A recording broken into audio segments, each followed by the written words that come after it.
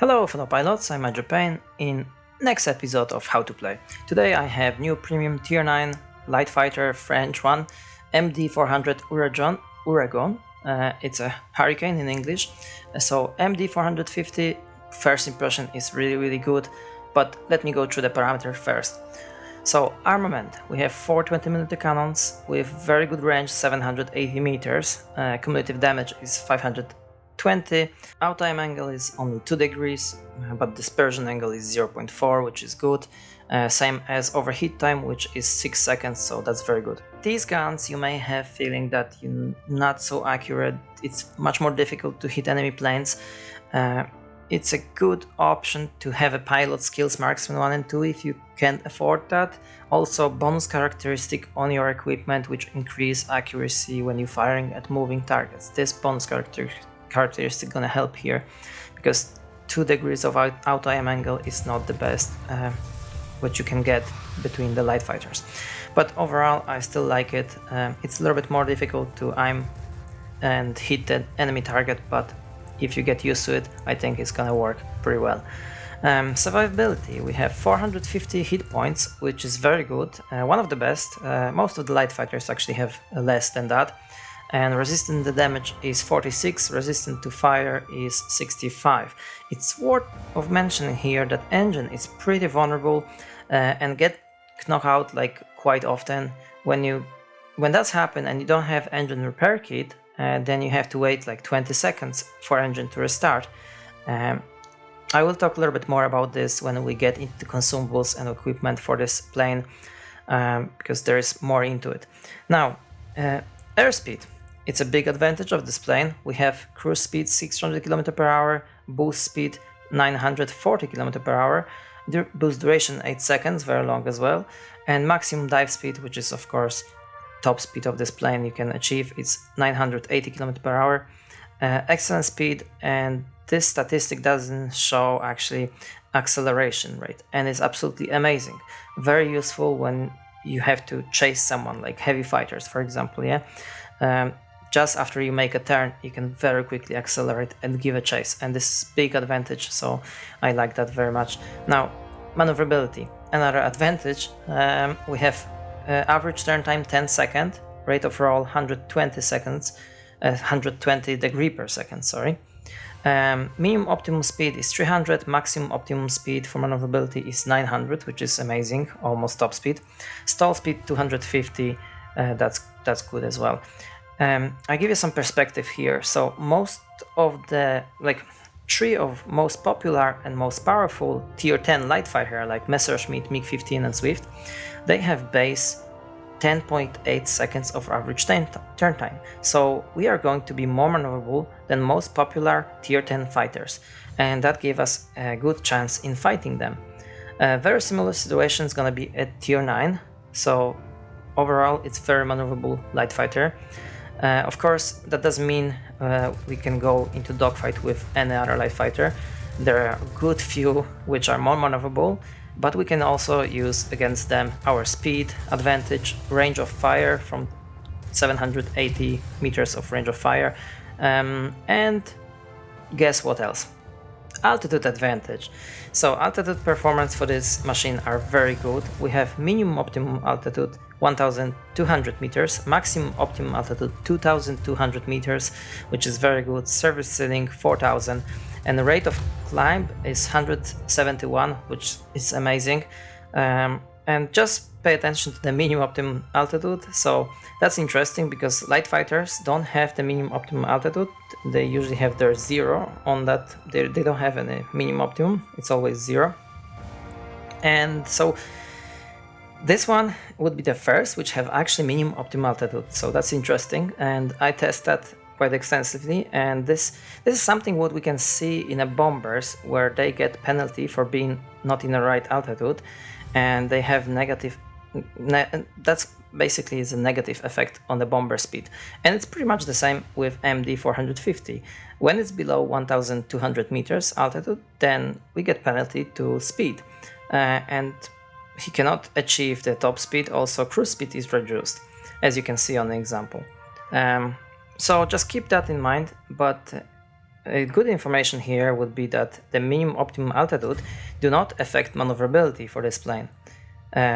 But of course, if you go beyond the maximum optimum altitude, then like another light fighter, you're gonna have penalty to your maneuverability, and the plane is gonna be much more sluggish and you lose your agility. Right, so that's very interesting, and this is something new in the game. Okay guys, before I get into the battle, I want to show you first my equipment and pilot skills. So here we go, my build for this plane, gyroscopic sight on the first slot, and important here is this plus 5% accuracy when firing and moving targets. This bonus characteristic is very important.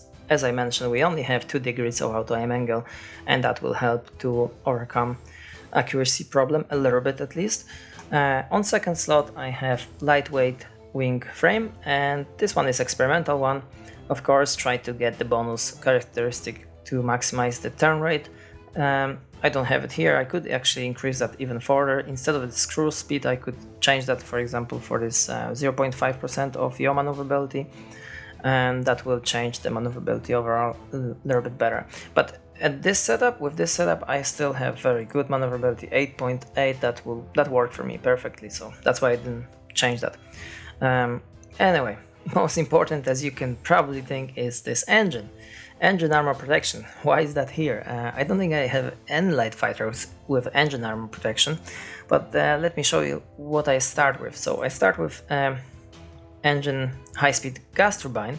Basically, if you put such a fully calibrated gas turbine with bonus characteristics for maximum speed, then you can reach really high speed, like over 1000 km/h you can have on this plane, but you're not gonna use it because your maximum dive speed is 980 km/h, and that's of course is your maximum speed in this plane. You can't cross that number. So basically you're actually losing a little bit of the bonus characteristic from this equipment. Of course, you're getting extra acceleration when you have this turbine calibrated, but I have different option. If you want to fly with high-speed gas turbine, then use the one which is not fully calibrated, like this one here I have. And this one doesn't have any bonus characteristic for top speed. I of course changed that this way, so I have 10% extra engine cooling and 5% engine cooldown rate, a plus 1% acceleration, but not top speed. So basically with this high-speed gas turbine, I still going across the 980 km/h, yeah, but just a little bit, yeah. So that's fine, and I have extremely good acceleration, even better than it already is, yeah. But the thing is that I don't think there's any need for more acceleration. This plane is already amazing, accelerate very quickly, so that's why I come up with this idea to get engine armor protection. But of course, one more thing here, if you're using the gas, if you really want to use the high-speed gas turbine, then maybe consider to take this skills evasive action for the pilot, yeah. So this first, let's start with this aerobatic expert, and aerodynamic expert is like must-have. You need to have it to maximize your turn rate, yeah. And then you can come up with resilience, which is also very important skill for light fighters. And next one, if you have enough points, evasive target. So basically you're gonna reduce amount of damage and chance of receiving critical damage by 25%, and basically you can reduce the chance that your engine will be knocked out by 25%, yeah. And that's actually work. I was flying with this skill and it was working pretty well. But it's not a perfect solution. You still may get this engine knocked out. Now, so I think that this is solution, engine armor protection. I know it's weird, like for light fighters, but I have it. And with this equipment, I have 927 km/h top speed, yeah, and dive speed 980, and it's worked fine. Plus, I have bonus characteristic for extra 5% of HP. I actually used the bonus characteristic plus 10% engine resistant to critical damage, so I didn't have to calibrate this equipment. I leave this equipment on 404, which is the best option here. So basically overall with bonus characteristic, that's what that gave me: 42.5% engine resistant to critical damage, plus 5% HP, and only 1.9% maximum speed boost losses, yeah. So I think this is a very good option for this plane, and it's worked perfect for me. On second slot on engine, lightweight power unit, also pretty standard, and try to get the bonus characteristic for maneuverability. And of course, you can say that at least in some planes, when you have 2 slots for engine, you could use the battle for manual engine restart. Yeah, that will solve the problem with engine. Yeah, but in here we have only 1 slot for consumables for engine, and engine cooling is such an important piece of consumable that you can't trade that for engine restart. Yeah, it's 10 seconds of boost extra. You can't get rid of that and get the engine repair. That's just too much of advantage to have this 10 seconds of boost.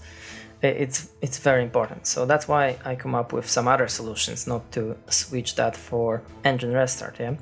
Now on guns also I had different setup at the beginning. I had gas operating action basically. So if you put that standard one, not experimental one, let me show you. That's the result, almost 600 cumulative damage.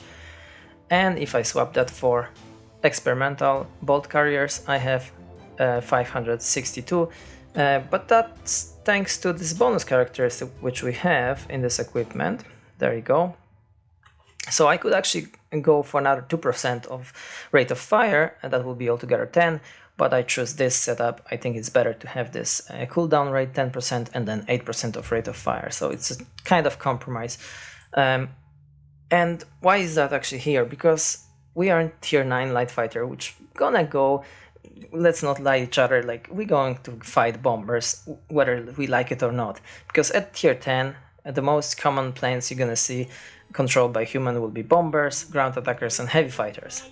That's the reality of tier 10 and tier 9 also. So basically there will be a lot of situations where you will be forced to stab bomber or fight bomber, and this is Lightfighter. Obviously you shouldn't look for it, but there are opportunities sometimes. Like even in the intro of this video you could see the bomber, half of his HP going for the strategic sector, and I decide to take him out, defend this sector. So basically we need this so we can fire longer for these fat targets like bombers. Yeah, we're not gonna overheat our guns quickly. We don't have huge firepower, but we have good firepower with 6 seconds of overheat time, and if we can increase that overheat time significantly, that's gonna be actually very good for taking out heavy fighters or bombers, you know.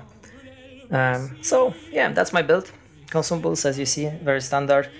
First aid, and on second slot I have a pneumatic control assistant for dogfights, very useful. This one is must have, so emergency control system, if you get hit in your wing or tail you can also activate that, and that will help. As I mentioned, extra engine cooling must have, and ammunition I'm using universal one. I don't think there is need for anything else here, but up to you. Depend how rich you are. Right, so, and pilot skills. As I mentioned, these two are must have. Aerobatic expert, aerodynamic expert, and the rest is depend on what are you going to put into the engine. If in my situation I could go for marksman 1 and 2 because I don't have to be worried about engine anymore. I could go for resilience and adrenaline rush, also very interesting skill. So something like that, yeah. Well, depend how many skills you have, but I would say resilience, or depend how good are you with your marksman skills. Yeah, if you have a problem to hit enemy targets, then maybe go for the marksman 2, but if you're good with that, then maybe resilience and adrenaline rush, something like that. So I'm gonna choose this and we'll see. Alright, let me show you the battle, and just keep in mind that in this particular battle I actually have completely different setup of equipment. I have gas turbine and I have gas operated action, so it's also work, but I think this is gonna be better.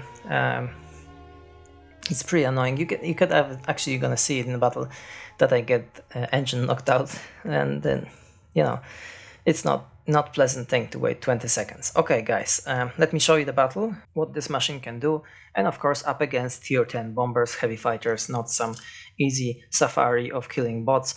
So here we go. And that's what basically you are going up against in tier 10 quite often, and you have to be ready for it. So enjoy the battle, I come back to you and to sum up everything and give you final thoughts about this machine. Enjoy!